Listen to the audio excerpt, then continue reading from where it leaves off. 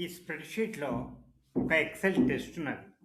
మీరు క్వెషన్‌ను ఇక్కడ సెలెక్ట్ చేసుకున్నట్టయితే ఆన్సర్ ఆటోమేటిక్‌గా ఇక్కడ వస్తది. మీకు చూడండి. కంట్రోల్ వి ఆన్సర్ వచ్చేసింది.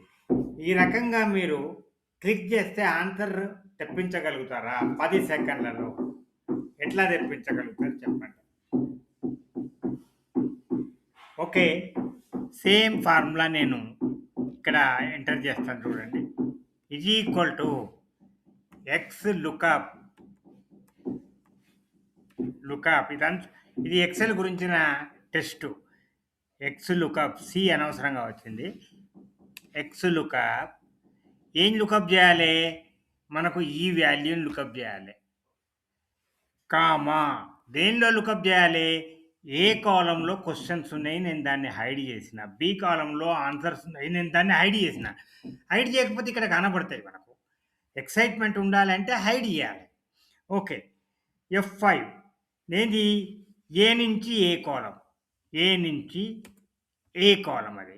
తర్వాత మనకు రావాల్సిన ఆన్సర్ అరే రిటర్న్ అరే ఏంటిది?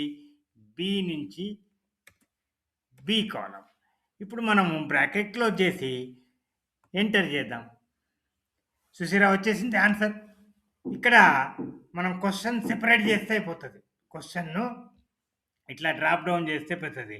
Which tool validates data validation. ఇది ఎక్సెల్ క్విజ్. మీరు ఫస్ట్ ఈ క్వశ్చన్స్కి ఆన్సర్ చేయండి. మీ ఆన్సర్ కరెక్టేనేమో చూడండి.